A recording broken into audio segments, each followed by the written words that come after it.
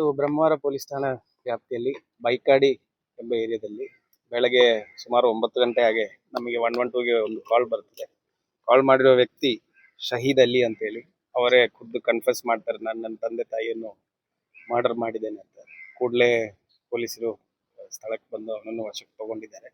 ಆಮೇಲೆ ಘಟನಾ ಸ್ಥಳ ಪರಿಶೀಲನೆ ಮಾಡಿದಾಗ ಇವರ ತಂದೆ ಆಗಿರುವಂತಹ ಮೆಹಬೂಬ್ ಅಲಿ ಅವರು ಫಿಶ್ ಗಾಡಿ ಓಡಿಸ್ತಿರುವಂತವರು, ತಾಯಿ ಶಂಸಾದ್ ಬೇಗಂ ಅವರು ಹೌಸ್ ವೈಫ್ ಆಗಿದ್ದಾರೆ. ಅವರಿಬ್ರು ಮರ್ಡರ್ ಮಾಡಿರೋ ಪರಿಸ್ಥಿತಿಯಲ್ಲಿ ಕಂಡು ಬಂದಿದೆ.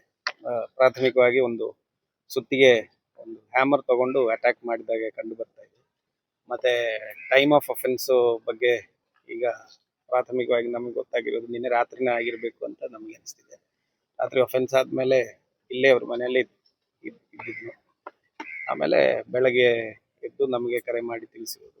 ಮತ್ತೆ ಆರೋಪಿಯನ್ನು ವಶಕ್ಕೆ ತಗೊಂಡು ನಾವು ಪರಿಶೀಲನೆ ಮಾಡಿದಾಗ ಅವರ ಆರೋಪಿದ ವರ್ಷನ್ ಏನಂತ ಹೇಳಿದ್ರೆ, ತಂದೆ ಸುಮಾರು ನನಗೆ ಟಾರ್ಚರ್ ಕೊಡ್ತಿದ್ರು, ಮಾನಸಿಕವಾಗಿ ಹಿಂಸೆ ಕೊಡ್ತಿದ್ರು. 31 ವಯಸ್ಸಾಗಿದೆ, ಮದುವೆ ಆಗಲಿಲ್ಲ, ಬೇರೇನು ಸರಿಯಾಗಿರುವ ಕೆಲಸ ಮಾಡ್ತಿದ್ದಿಲ್ಲ, ಸ್ವಿಗ್ಗಿ ಝೊಮ್ಯಾಟೋದಲ್ಲಿ ಕೆಲಸ ಮಾಡ್ತಿದ್ದಾರೆ.